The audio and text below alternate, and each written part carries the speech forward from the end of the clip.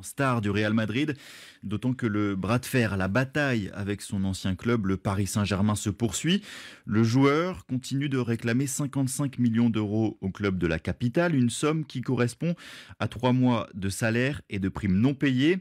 Et aujourd'hui, Victor, la LFP, la Ligue de football professionnel, a rendu un verdict favorable à l'attaquant français. L'instance a donné raison à Kylian Mbappé. Oui, la Ligue demande au PSG de payer comme elle l'avait fait en première instance. Et le club continue de refuser. Le dialogue de sourds continue. Le PSG campe sur sa position, persuadé qu'il prouvera qu'un tel accord a existé avec son ancien joueur. En 2023, celui-ci avait accepté de renoncer à ces sommes s'il venait à partir libre à l'été 2024, ce qu'il a fait en rejoignant le Real Madrid. Mbappé réfute toute trace écrite de cet accord et la décision du jour de la LFP va dans ce sens, mais cette décision n'est pas contraignante pour le PSG qui refuse donc de verser cet argent. Son porte-parole explique que le club a décidé de porter l'affaire devant les juridictions compétentes. Il devrait alors saisir le Conseil des prud'hommes, le tribunal qui règle les litiges entre l'employeur et l'employé. La bataille ne fait donc que commencer et pour l'instant, Kylian Mbappé doit se focaliser sur le terrain. Il va disputer demain son premier classico avec le Real contre le FC Barcelone. Victor Missistrano du service des sports d'RFI. Vous retrouvez le journal en français facile sur l'ensemble des plateformes d'écoute. Pourquoi RFI dit ça ? Juliette Rangeval. La situation sécuritaire au Mali occupe une place importante sur notre antenne. RFI donne-t-elle une information équilibrée sur le sujet ? Entre l'armée et les groupes terroristes, certains nous reprochent de prendre parti. Nous leur répondons. Écoutez Pourquoi RFI dit ça avec Juliette Rangeval. Tout à l'heure à 19h40 TU sur RFI. RFI et France 24 présentent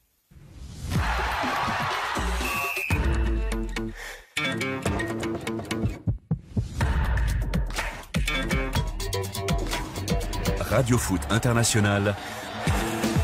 Eric Mamrut.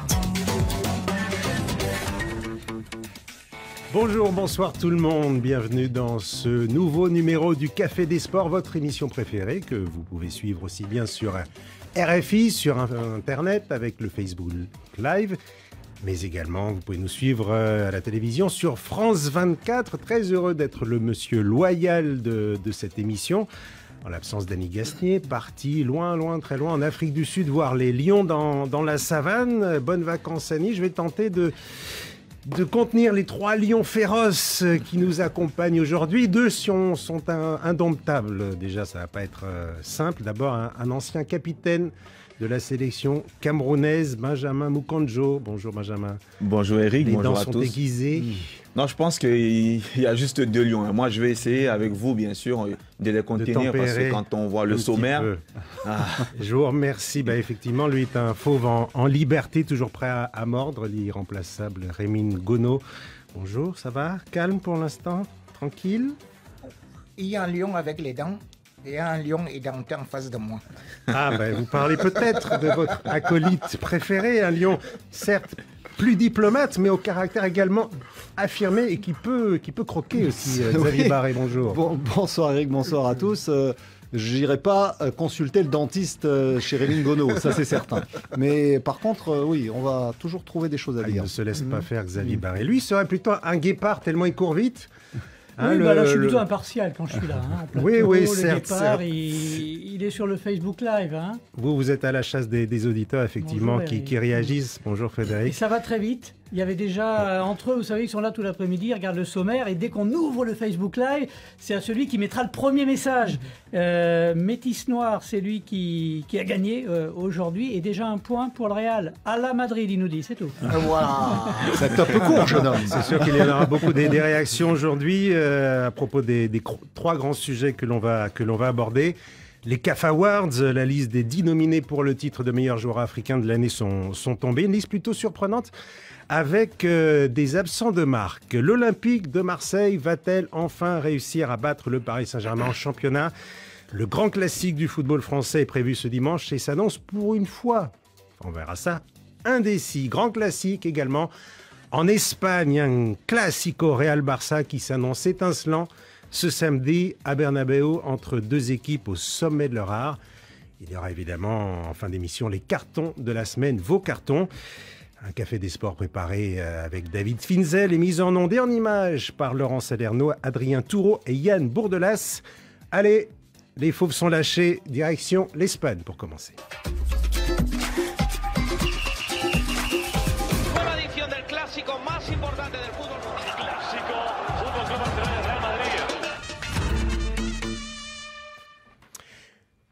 Une nouvelle ère s'ouvre-t-elle pour le Classico espagnol, ce 258e duel de l'histoire prévu demain au stade Santiago Bernabéu entre le Real Madrid et le FC Barcelone fait en effet particulièrement saliver.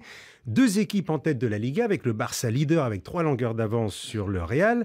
Deux équipes qui ont brillé en Ligue des Champions cette semaine. Des stars à gogo avec Vinicius, Rafinha en feu, le prodige Yamal et la première de Kylian Mbappé. N'en jetez plus, vous avez déjà préparé votre plateau télé? Ah oui, ça évidemment, demain soir, même pas la peine de proposer une sortie. Hein. C'est forcément El Classico. Ça va être passionnant parce que cette année, effectivement, le Barça est en tête et le Barça revient très fort. Le Barça a passé 4-1 au Bayern. Mais bon, à Madrid, je me méfie toujours. Méfiance, effectivement, le Real Madrid a gagné les 4 derniers duels. Rémi, est-ce que c'est un match qui donne autant envie que par le passé quand on avait le fameux duel Ronaldo-Messi? Nous n'allons pas vivre dans le passé lointain. Nous vivons chaque fois une nouvelle époque, tout comme également mon père s'habillait avec des vestes qui allaient jusqu'au sol.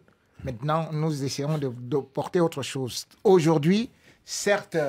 Mais l'envie, l'excitation peut être comparée. C'est-à-dire que Cristiano Ronaldo et Messi, c'est comme si vous allez aussi me parler de l'époque de Cruyff, vous allez me parler de l'époque de Pelé.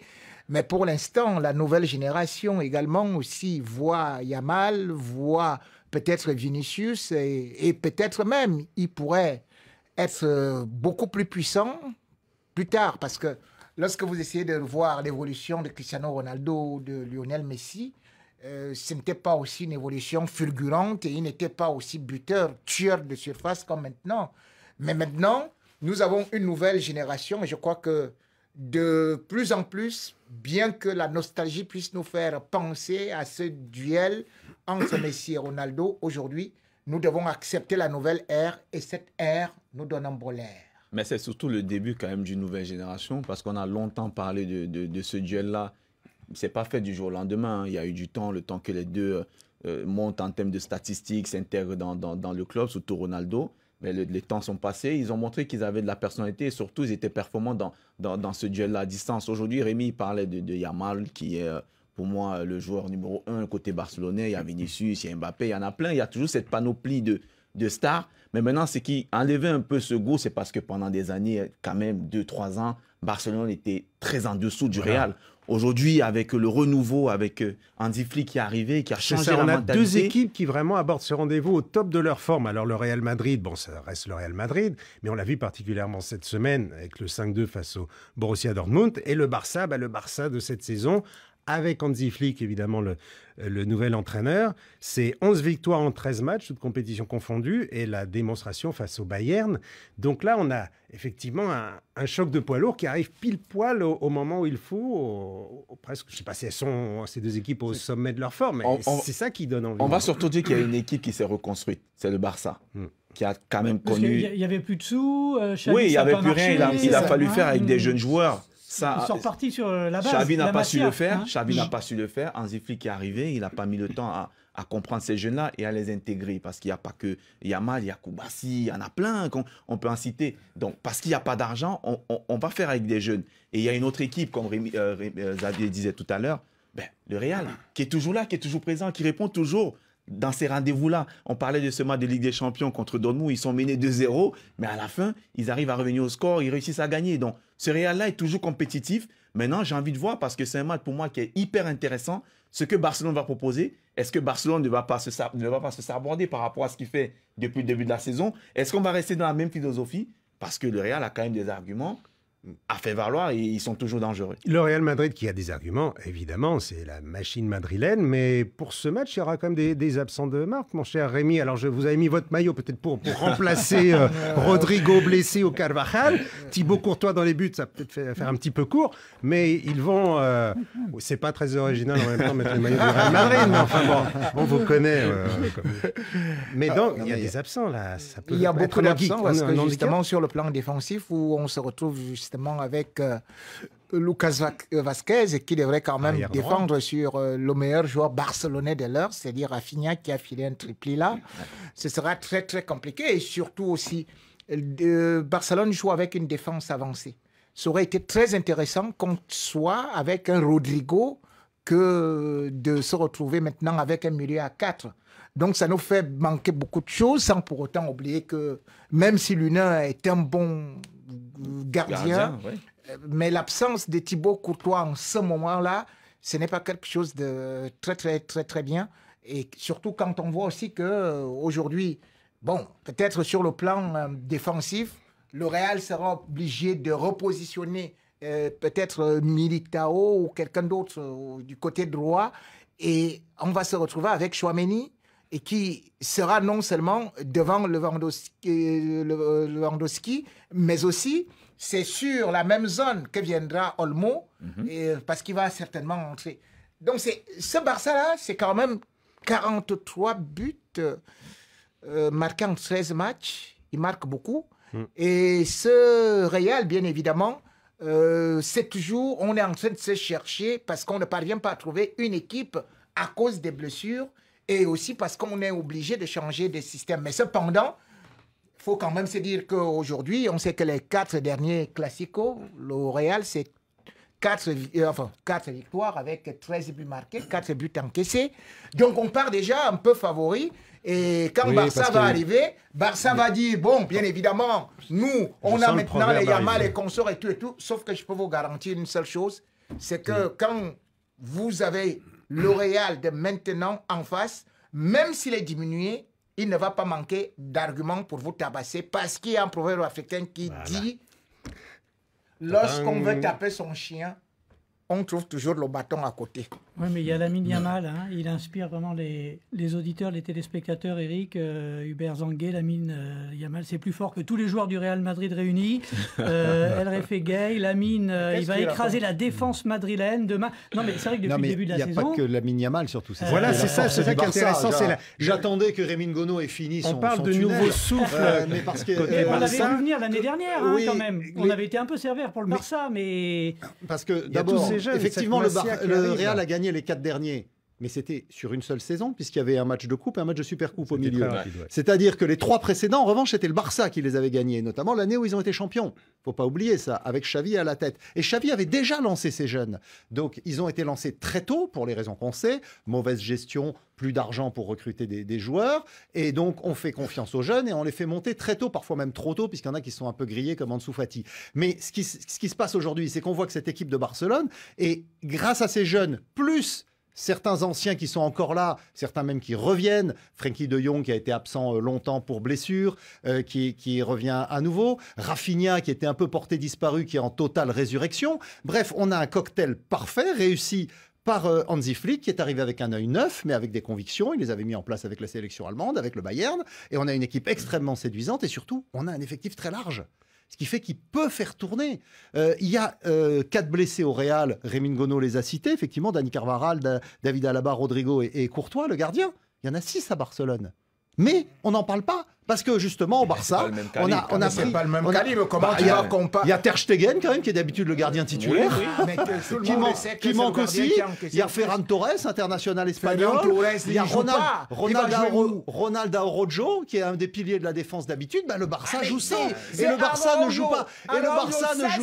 Et le Barça... Et le Barça ne joue pas les pleureuses comme Rémi Ngono depuis le début de l'émission. Oui, on a des blessés, on ne sait pas ce qu'on va se passer. Le problème que nous avons aujourd'hui, c'est que nous n'ayons pas Ter Stegen et Araujo. Parce que quand Vinicius les voit, il prend le feu et eux, ils sont à terre. Donc il faut le savoir. Maintenant, Enfin, les points faibles Vinicius. du Barça ne sont pas là. Donc pour moi, aujourd'hui, peut-être c'est ce Barça par rapport aux joueurs du Real que tu es en train de citer quand même. Carvajal, mais attends, soyons sérieux, c'est notre capitaine. Quand vous n'avez pas peut-être le meilleur gardien du monde, parce que ce n'est pas... et tout. Sans même oublier Alaba, parce que tu ne parles même pas d'Alaba, qui est aussi blessé. J'en ai parlé. Donc, Si j'ai cité la liste complète. Mais non, c'est vrai justement. qu'il faut quand même souligner que ces jeunes qui arrivent, il n'y a pas qu'il y a mal. Ils ont fait leurs preuves, ils ont montré leur qualité en Ligue des Champions cette semaine. Alors ça, ils ne sont pas encore très connus. Les Il y a Marc Casado, incroyable. Koubarsi, il y a Marc Gavi Casado. qui revient. Mais le Barça, on le sait, c'est un groupe, c'est surtout un collectif. Et dedans, on a l'impression qu'ils sont presque interchangeables. Mais enfin, il y a de la qualité, quoi, même si en face, il y a plus Non, mais d'expérience. Bien sûr qu'il y a de la qualité du côté barcelonais. Après, il faut savoir une chose, c'est que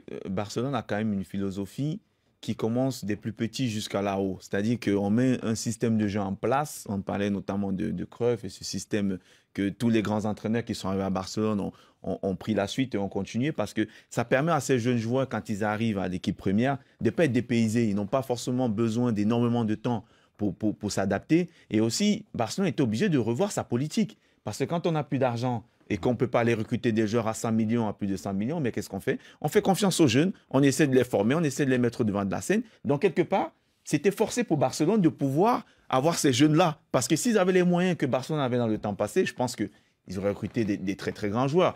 C'est bien parce que ça marche aujourd'hui. Ils ont fait beaucoup d'erreurs à cette époque. Oui. En allant chercher des joueurs qui étaient bons, mais qu'ils ont surpayés, en fait.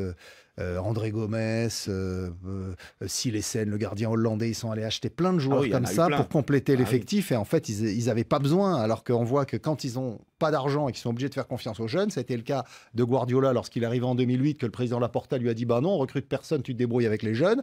Bah, il a pris Pedro qui était dans la réserve et dont personne ne voulait. Il a pris, bon alors Xavi Iniesta était déjà dans le groupe, mais il en a pris d'autres à différents postes. Et à l'arrivée, ils ont réussi à faire une équipe extraordinaire. Et là, c'est ce qui est en train de se repasser avec Xavi d'abord, parce qu'il ne faut pas oublier le travail de Xavi quand même ces 2 dernières saisons. Ça a été compliqué parce qu'il a été très critiqué, parce qu'effectivement, tout le monde s'attendait à ce qu'en un claquement de doigts, il arrive à obtenir des résultats. Non, il repartait de très bas.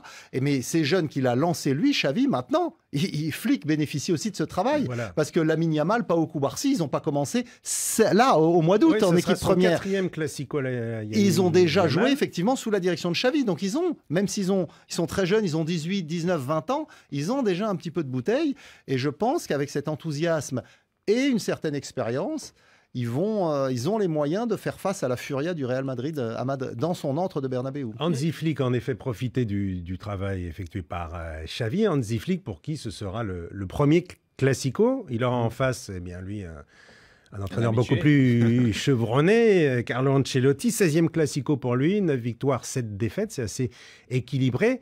Alors, c'est un désavantage, cette inexpérience, en tout cas pas en Ligue des Champions, puisqu'on a vu que cette semaine, le Barça, qui n'avait plus battu le Bayern depuis 2015, a réussi cette fois à s'imposer. Alors, est-ce qu'Hansi Flick a la recette il connaissait bien le Bayern, pour terrasser? Il avait entraîné pendant des années. Alors, est-ce que ça va s'appliquer aussi ce week-end face à l'ennemi? Mais ce qui était intéressant dans ce match contre le Bayern, c'est que le Barça démarre très fort, il marque les premiers.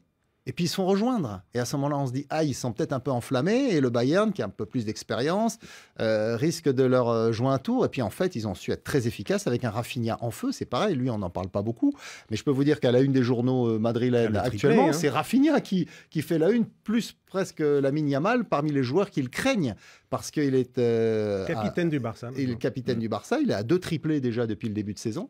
Et c'est vrai que c'est un joueur qui, au niveau de tout ce qu'il apporte dans le collectif barcelonais, est extrêmement important parce qu'il peut jouer sur un côté dans un schéma un peu défensif ou en numéro 10 quand il décide de jouer avec 4 attaquants. Donc c'est vraiment un joueur hybride qui s'intègre parfaitement à la philosophie de jeu des Blaugrana. Il y a un joueur dont on n'a pas trop parlé finalement, c'est Vinicius. Non, mais je veux dire, les auditeurs, les téléspectateurs, ils nous parlent Vinicius, le facteur X du Real, là nous dit Bini Yao, réaction d'Emmanuel Anegbame également. La séquence, elle est assez dingue, parce qu'il y a eu ces 2 matchs de Ligue des Champions cette semaine, assez incroyable face au club allemand. Et il sera à Paris, Vinicius, lundi pour sans doute peut-être Sans recevoir ballon d'or. le ballon d'or, quoi. Et au Il milieu, est vous avez le parmi les Classico. favoris, Et au milieu, vous avez le effectivement. Classico. Donc Il peut la vivre une séquence, semaine elle est assez folle. dingue. Hein. Il peut vivre une semaine folle. 3 buts contre le Bayern, le Classico et derrière le ballon d'or. Bon. Ça peut être effectivement une bonne semaine. Alors donc il y aura Vinicius, il y aura Rafinha, puis il y aura un certain Kylian Mbappé. Ça sera son premier Classico sous votre maillot, là, celui du Real Madrid, le club de ses rêves. Alors est-ce que c'est le moment pour lui de... Il y a quelques petites critiques, même s'il a quand même marqué 8 buts depuis le début de la saison, de passes décisives. Mais est-ce que c'est un match vraiment pour lui où il va vouloir briller samedi? Prenons l'historique déjà. Il n'a pas besoin. C'est Barça qui a peur de Il Kylian sort Mbappé. le parapluie. Non, on n'a pas besoin de sortir le parapluie. C'est 4 matchs pour Kylian Mbappé. Et c'est 6 buts. Donc un triplé face au Barça. C'est-à-dire que c'est le Barça qui sait que Kylian Mbappé est dangereux. C'est comme Vinicius. Quand il était à Paris, oui. Oui. Il y avait Voilà. 6 buts ce en match de 4 Ligue des matchs. Champions au Camp Nou où Paris Voilà. était venu gagner Bon, 4 à 1. et tu as aussi parlé de Vinicius. Vinicius, c'est-à-dire que maintenant, il y a 2 poisons. Parce que vous avez Vinicius de l'autre côté. Donc, vous parliez tout de suite qui est déjà ballon d'or. Vous avez beau parler de Rafinha, il n'est pas parmi les 10. C'est Vinicius. Vinicius, vous le savez que même si c'est sur les 14 matchs, le gars, il a déjà marqué ses 8 buts. Vous savez qu'il a déjà fait peut-être 6 passes décisives. C'est-à-dire que pratiquement, il a provoqué 2 pénaltys. C'est-à-dire qu'il est capable, avec le système de Barcelone, si jamais vous recevez une balle derrière votre défense, avec la vitesse de Kylian Mbappé, qui a des difficultés lorsque les défenses sont regroupées, mais lorsqu'elles sont avancées, il est très dangereux avec Vinicius. C'est pour ça que je dis que attention à ce Barça, le Real, enfin, à ce Real, parce que le Barça... Oui, parce que le Barça, il est bon. Le Barça, il est bon. Mais sauf que ce Barça joue... J'insiste encore avec une défense avancée. On a pu d'ailleurs constater que n'eût été par voir le manque de vitesse d'Olysée, c'est-à-dire que chaque fois qu'on lançait, il pouvait faire du mal. Ça sera peut-être la même tactique. Mais maintenant, face au Real Madrid, où vous risquez d'avoir 4 milieux de terrain, or le Barça domine beaucoup au milieu de terrain. Si vous avez déjà le milieu de terrain du Real qui est renforcé, et 2 fléchettes devant, alors là, croyez-moi, ça risque d'être... Je ne suis pas sûr. C'est lui qui vous suit et lui dit attention, vous verrez, il y aura beaucoup de hors-jeu parce que la défense du Barça, elle va s'aligner, elle va monter. Non, ils vont tomber dans le piège. je ne suis pas sûr qu'il joue comme ça. Je ne suis pas sûr que Barcelone joue comme ça. Je pense parce que Flick, il va pas se faire il piéger, va attend, vraiment pas il faire s'y ça, attend. d'autant plus que tu es à l'extérieur, tu es à Madrid, tu peux pas te permettre d'aller aussi haut. Il jouait comme ça contre le Bayern parce qu'on sait, tu parlais tout à l'heure, Rémi, de lycée, de Gnabry, de Harry Kane, c'est pas des joueurs qui partent dans la profondeur. Ah ouais. Il sait très bien que c'est des joueurs qui viennent demander les ballons dans les pieds. à Et fait. pour lui, pour les empêcher de jouer, il faut que le joueur il soit au contact. Mais quand vous avez Kylian Mbappé, vous avez Vinicius, c'est des joueurs qui bouffent l'espace, qui mangent l'espace. Tu peux pas te permettre d'avoir 30 mètres dans ton dos. Mais je pense qu'un Flick, c'est un grand entraîneur. Il ne pourra pas prendre ces risques-là. Il a suffi de regarder le match contre Dortmund. Comment est-ce que le Real a marqué quand ils sont revenus au score et qu'ils ont eu de l'espace ensuite pour partir en contre-attaque. Vinicius, il a marqué 2 de ses 3 buts comme ça. Donc, Flick, il n'est pas fou. Il a bien vu comment procède le Real. En revanche, quand vous faites une barrière solide derrière, eh bien, ils ont plus de mal à s'exprimer. Ouais. Ils ont du mal. Alors, c'est un classico entre les 2 premiers du championnat de la Liga. Le Barça est en tête avec 3 points d'avance sur le Real. Le Real qui reçoit ce week-end. On en est à la 11e journée. C'est un match plus important pour laquelle des 2 équipes? Pour le Real qui se verrait un petit peu décroché, ou est-ce qu'il y a un petit peu plus de pression de ce côté-là, ou pas du tout en à ce niveau-là? En général, les derbys, les classicos comme ça, c'est le match un peu des supporters. C'est le match de la fierté, le cuisson. Mais là, si le Barça gagne, il y aurait 6 points déjà. Quoi, non quand même, oui, mais on a la 11e journée. Ouais. Il en reste encore pas mal derrière. On a déjà vu où des équipes qui avaient 15 points d'avance et qui se sont fait rattraper. Je pense notamment même à Arsenal. Pendant un moment en Angleterre, avait énormément d'avance sur City. À la fin, City a été champion. Ce match-là ne va pas déterminer la suite du championnat. Ça Pour peut moi, pas être un tournant. C'est un marathon. C'est bien de gagner parce que, bon, en plus, si Barcelone gagne, ils vont stopper une série quand même dingue de 4 victoires pour le Rémi pour le va peut-être nous donner une statistique sur la série du Real en championnat, en Liga. Depuis combien de temps ils sont invaincus? Je vais réussir à coller De Rémi toute Ngono. façon, nous sommes 42, déjà à non 42 43 matchs, 43, sans défaite détenus par le Barça. C'est effectivement si demain le Dans C'est deux des Real rien, ne perd pas faut stopper. illégal. À la illégal. Arsenal, à la Leverkusen, on s'approche là des records. Le Real Madrid est invaincu en plus à domicile depuis avril 2023. Ça fait 33 victoires, 7 nuls. Victoire par KO. Rémi, là, vous êtes battu à plat de couture. Je m'y attendais pas, je suis un peu ému. Bref, bon, en tout cas, Real Madrid, FC Barcelone. Le spectacle commencera à 19h temps universel au stade Santiago Bernabéu. On sera évidemment devant nos écrans. Je ne sais pas si quelqu'un aura la chance d'y être. Benjamin, peut-être? Ah oui, bien sûr. Ça, c'est un match qu'on ne. Pierre Chaperon aussi pour aller. Pierre Chaperon pour... Ah oui. On en parlera évidemment lundi dans Radio Foot International. En attendant, on se penche maintenant sur un autre classique très alléchant.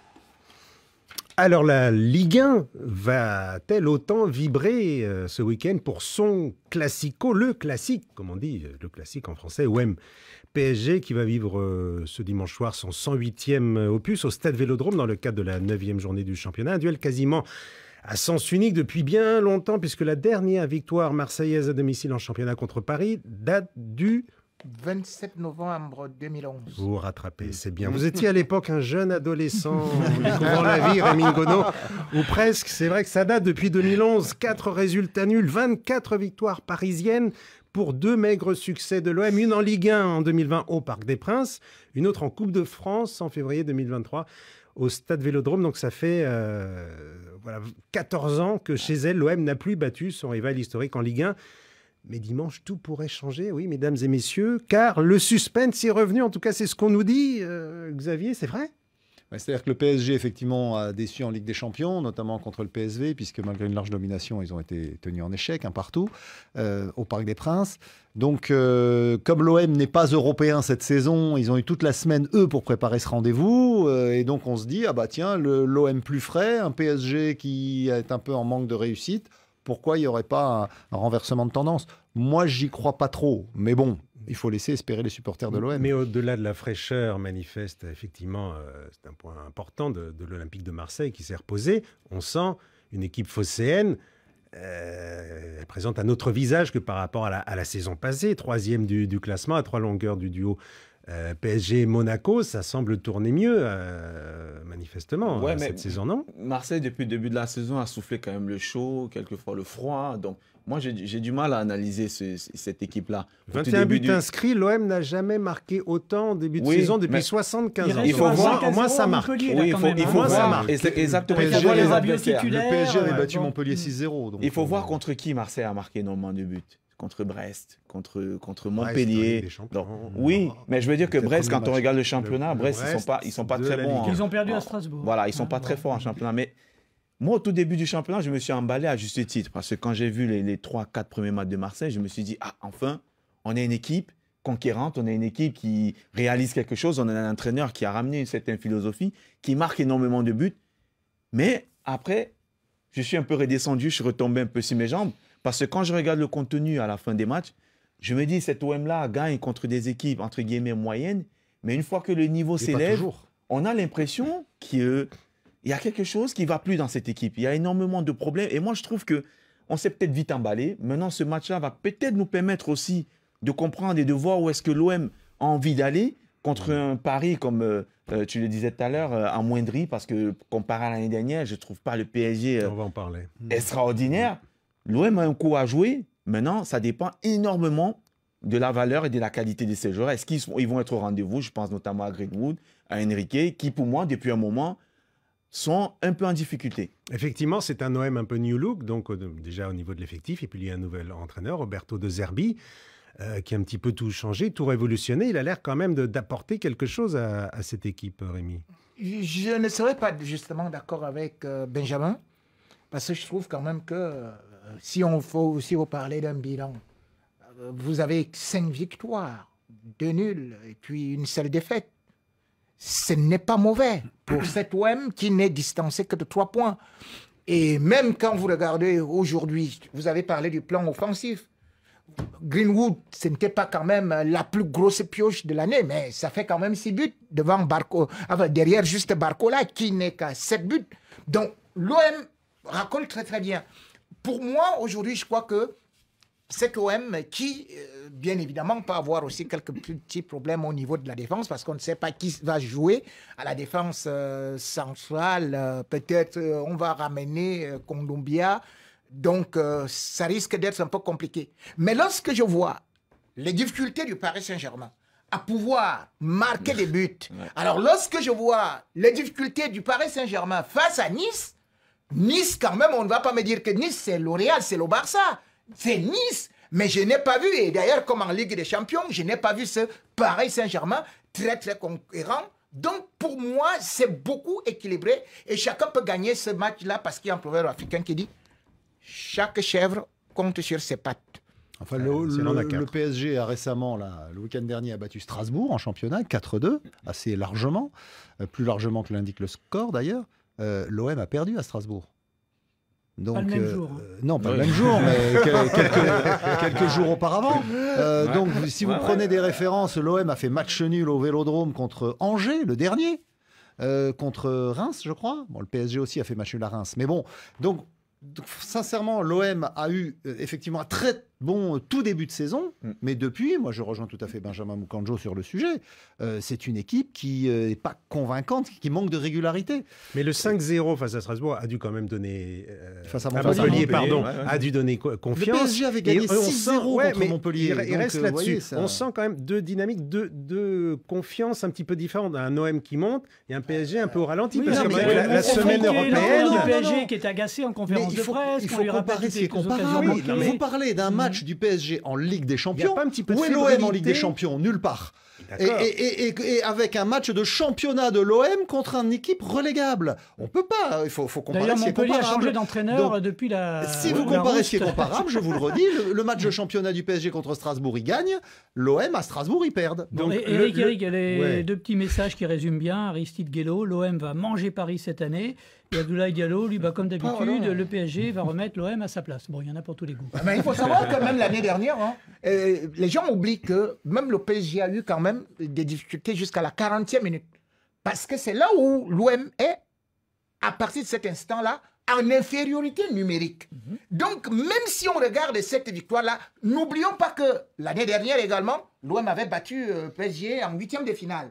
De la Coupe de France. Donc c'est pour ça que je dis que aujourd'hui, c'est l'année d'avant. Oui, ils ont un peu resserré l'écart. Quand moi je vois le match de l'OM qui perd par 2-0, j'ai dit le PSG n'a pas été vraiment étincelant et que l'infériorité numérique de l'OM peut aussi justifier ce résultat. En tout cas, ça va être un match spécial pour un homme, un joueur, un ancien Parisien, à présent Marseillais, Adrien Rabiot. Ça peut être le... C'est mieux pour lui que ce match se déroule à Marseille. Parce que pour le premier, effectivement, sur l'accueil des Parisiens au Parc des Princes. Oui, parce qu'il était très aimé à Paris. Il était très aimé, c'était un Titi du PSG. Ça peut être le facteur X pour il a été lancé très jeune. Il a les clés parisiennes peut-être. Alors il a joué là contre Montpellier, mais bon, c'était difficile de juger la valeur. Première titularisation. Il était déjà rentré lors du précédent match, mais je vois pas trop ce qu'il peut apporter dans ce système de jeu. Faudra voir, mais ils sont très riches. De la sérénité. Bien sûr, il y a de la qualité, mais ils sont très riches au milieu de terrain, l'OM en fait. Ils sont très riches au milieu de terrain. Les points faibles, c'est plutôt un peu de la défense et le poste d'avant-centre, mais Rabiot, c'est pas les postes auxquels il évolue. En tout cas, est-ce que ça, si on imagine, si le PSG perd, ça pourrait arriver à ce moment-là, est-ce que ça pourrait relancer totalement la course au titre? On pourrait se dire, cette saison, oui, peut-être, le titre ne sera pas forcément confisqué par le PSG. Oui, mais là, vraiment, est-ce que c'est pas un tournant, déjà un vrai test, un petit tournant, là? Là, effectivement, cette saison, on va voir Monaco, 20 Marseille, ça peut relancer, effectivement, la course au titre, j'allais dire, jusqu'en février, dans la mesure où le PSG a un calendrier de Ligue des Champions très compliqué. Et donc, on a bien vu que Luis Enrique, comme c'est la priorité pour le PSG, la Ligue des Champions, il fait beaucoup tourner son effectif. Mais à partir du moment où ils seront assurés de la qualification pour les phases d'élimination directe de la Ligue des Champions, je pense que le championnat PSG, on ne le reverra plus. Ah bon? Ouais, j'y crois pas. On en reparlera. Ouais, dans quelques semaines. Honnêtement, j'y crois pas. Ça Moi, je commence vois plus. du côté du PSG. Moi, je vois plus Monaco que le PSG. Ah, cette Monaco, peut-être, mais l'OM, oui. non. Non, mais en tout cas, non, relancer un petit peu, non. voilà, un peu de Mais tu avais suspense oublié que encore, Monaco joue en Ligue 1. Non, mais Monaco joue aussi en Ligue des Champions. Et ils ont la Ligue des Champions, mais ils sont performants. Ils sont même devant au classement que le Paris Voilà. Saint-Germain. Ils n'ont pas beaucoup de supporters. Olympique Il y en de a Marseille. sur la page Facebook. Ah, les Les Monégasques. supporters de Monaco se sont réveillés. Moi, j'en suis un. hein, donc, Alors, cet Olympique de Marseille, Paris Saint-Germain. Voilà, Barcelonais qui se déclare déjà supporter de Monaco. Il oublie ça comme Monaco. il l'a Ne fait. copiez pas sur la tablette. Non, mais c'est invraisemblable, ça.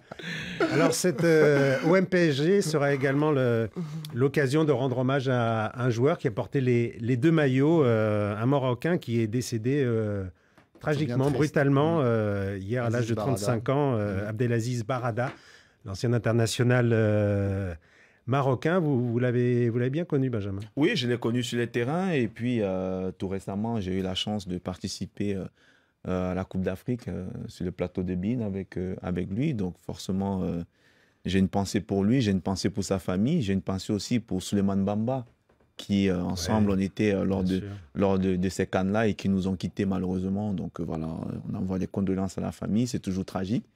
Et ça fait toujours de la peine, c'est surtout si jeune et voilà, ça m'a bouleversé. Faites les examens médicaux, les mecs. Hein. Ouais. Parfois, on se croit un peu au-dessus de ça, mais il y a des fois où il faut aller voir le médecin.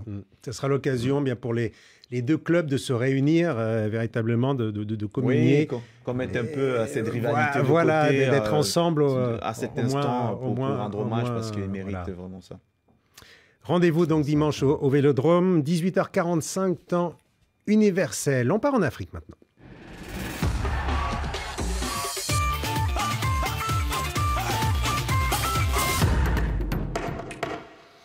On évoquait le Ballon d'Or qui sera remis lundi, mais le Ballon d'Or africain, comme on l'appelait auparavant, lui, bien, trouvera preneur le 16 décembre à Marrakech, au Maroc. L'heureux élu recevra le titre, comme on le dit maintenant, comme on l'appelle maintenant, de meilleur joueur africain de l'année 2024. Il est remis par la CAF qui a publié hier sa liste des 10 nominés.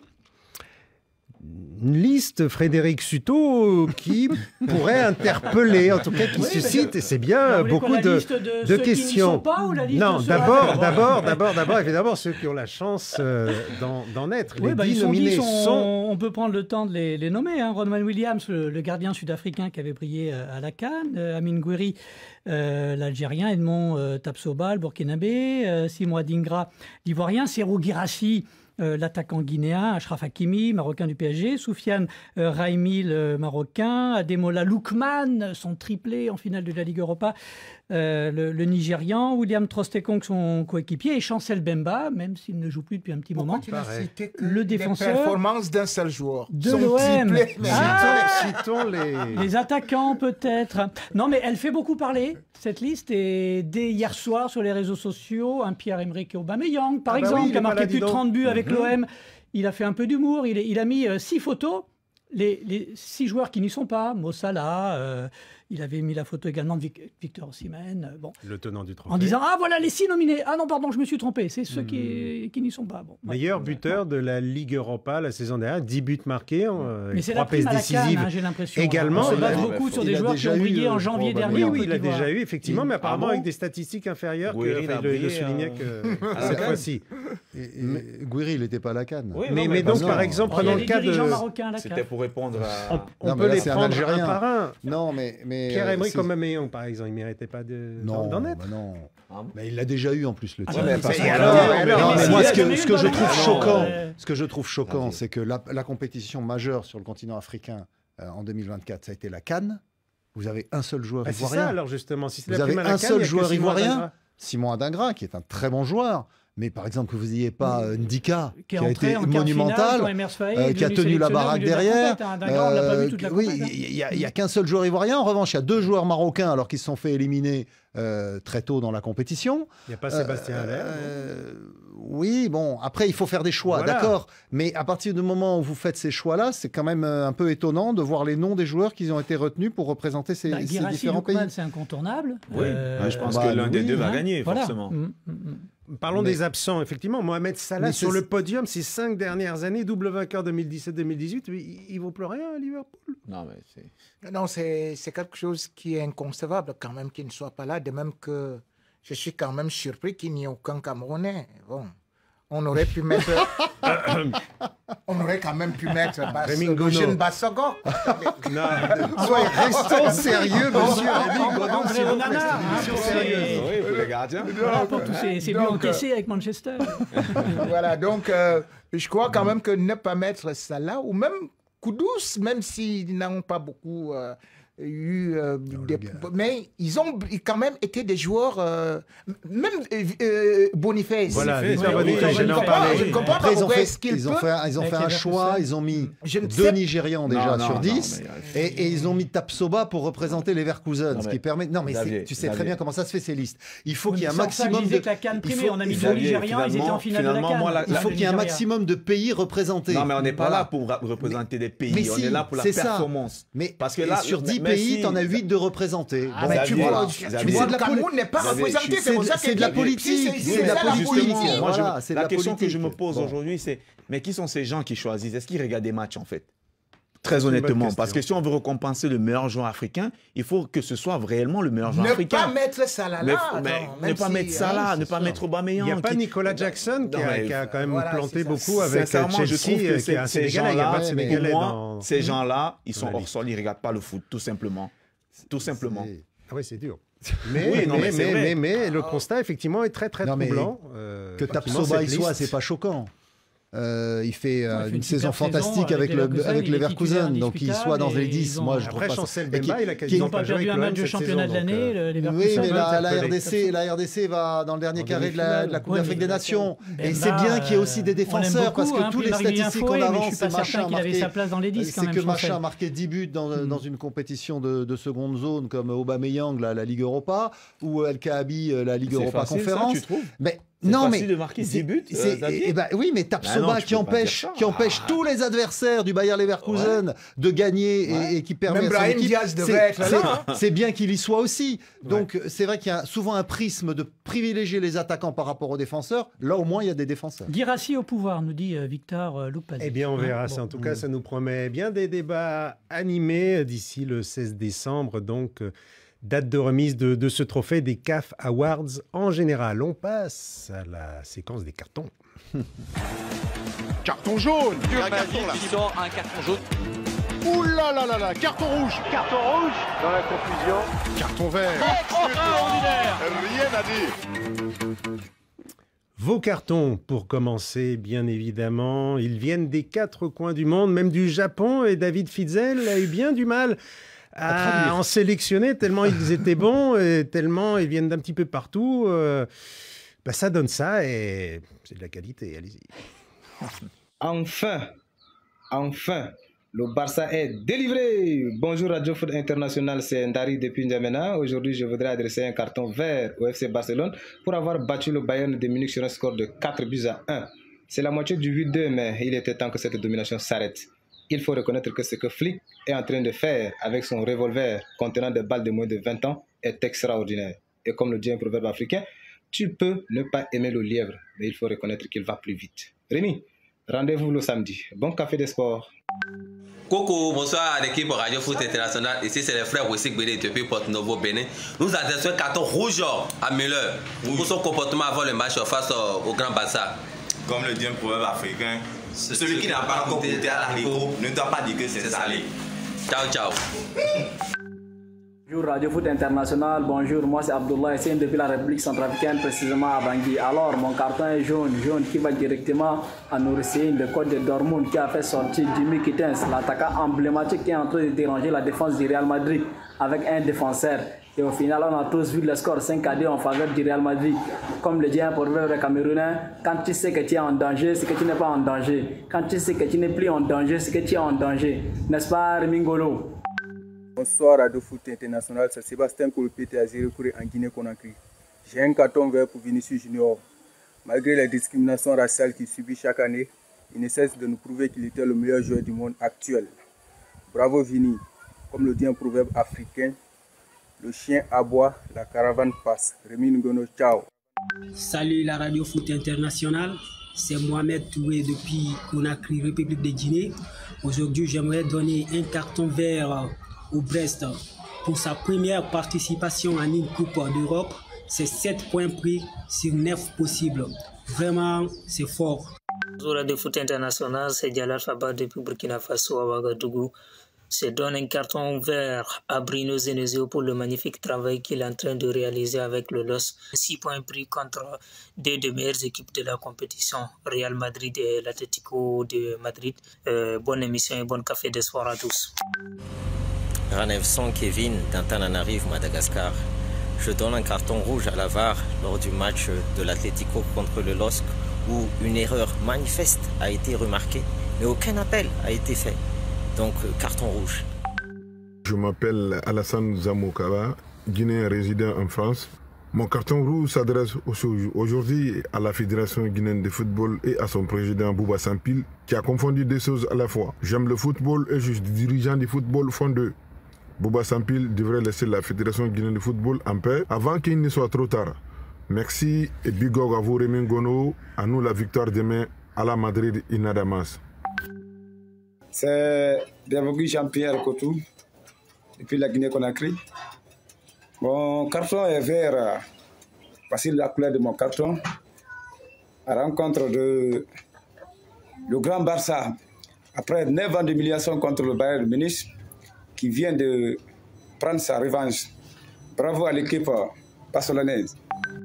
Madrid, Rémi Ngono, on aura un nouveau ballon d'or dans l'effectif du Real. Il s'appelle Vinicius Junior. Vini d'or au champion, c'est Vinicius, le nouveau ballon d'or 2024. Ah, ils sont en forme, hein. Bravo. Bravo, félicitations à vous tous. Chaque semaine, c'est encore meilleur. Continuez, n'hésitez pas à nous envoyer ces cartons vidéo. Rémi, vous avez fait des émules, beaucoup de proverbes africains. Aujourd'hui, cette semaine, votre carton, quelle couleur? J'aurais voulu donner le rouge, mais je suis indulgent. Je donne le jaune. Eric Ten Hag, vous ne vous rendez pas compte comment est-ce que ce monsieur nous a raconté comment est-ce qu'il allait révolutionner Manchester United, mais vous vous rendez compte, vous êtes quand même en 2e division des ligues européennes. Et on se rend compte que 6 matchs, il a été incapable de les gagner. Et pour les 3 derniers, c'est 3 nuls. Et le bon monsieur, cela n'est pas arrivé à Manchester United depuis les années 80. Et on lui pose la question et dit, mais attendez, nous sortons quand même de 2 matchs très compliqués et nous sommes contents de ramener le match nul. Manchester United, c'est pas possible. Comme le dit un proverbe africain, quand un cheval ne trouve pas de l'eau potable, il commence à vanter de l'eau sale. On va méditer là-dessus. En attendant, votre carton, Xavier. Moi, on a beaucoup parlé des hommes et on a beaucoup parlé des grandes compétitions. Donc, je voudrais qu'on parle aussi des dames, et en particulier des dames de l'équipe de France, et qui ont pu signer cette semaine une convention avec la Fédération française de football pour avoir les mêmes droits que les hommes. Il y avait, vous savez, une grosse polémique au niveau des hommes, soulevée notamment par Kylian Mbappé à l'époque, sur un certain nombre de, on ne va pas rentrer dans les détails, des alinéas des contrats dans la Convention pour l'exploitation des droits d'image. Les dames, elles, ont signé ce contrat, donc représentées par les anciennes, Wendy Renard et Eugénie Le Sommer. Elles ont signé ce contrat avec Philippe Diallo, le président de la Fédération. Et donc, elles vont pouvoir jouer l'esprit tranquille, les matchs de préparation aux prochaines grandes compétitions qui commencent là ce week-end. Une bonne chose. Alors, jaune, vert, Benjamin Mkonjovo. Quelle couleur votre carton il est vert à la veille d'un classico dont on a longuement parlé dans dans cette émission. Mon carton, il est vert, il est pour Jules Koundé. Je voulais mettre un accent dessus parce que rappelons quand même que c'est un défenseur central de formation qui a été repositionné sur ce couloir droit, arrière droit, par Didier Deschamps. Et disons-le aujourd'hui, il fait partie des meilleurs arrière droits du monde actuellement. On a longtemps discuté de sa position sur le terrain. Didier Deschamps qui l'a mis à droite. On a vu à l'Euro, il est sorti, je crois, 2 fois homme du match. Et il s'est tapé quand même pas mal de joueurs sur ce côté dont on a vanté les mérites. Je trouve qu'aujourd'hui, il faut quand même une certaine forme de reconnaissance pour un joueur qui, dès le départ, ce n'était pas son poste. Et il le fait bien. Et j'espère que demain, en face de lui, Vinicius, il va être au rendez-vous.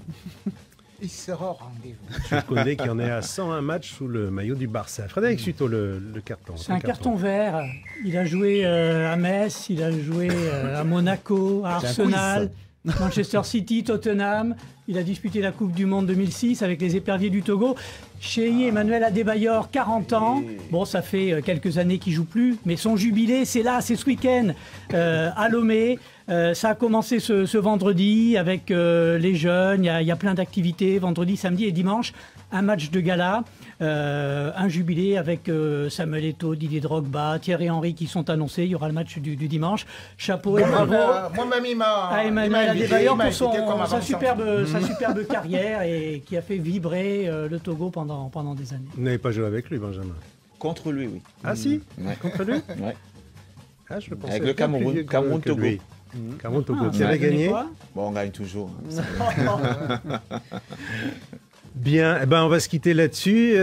Mes chers amis, le carton de Radio Foot International, c'est Juan Román Riquelme, l'Argentin, le président de Boca Juniors, qui s'est interposé alors qu'il allait avoir une bagarre entre les supporters de Boca Juniors et ceux de Gimnasia de la Plata, en pleine tribune devant les CRS. Il s'est dit non, on arrête tout, et tout le monde obéit. Bravo. Et chapeau Juan Román Riquelme, le président du club de Boca Juniors. Benjamin Mkonjo, Rémi Ngono, Xavier Barret, Frédéric Suto, un grand merci. Merci à vous tous. Radio Foot International, ce sera lundi, évidemment. On revient encore et toujours. À bientôt.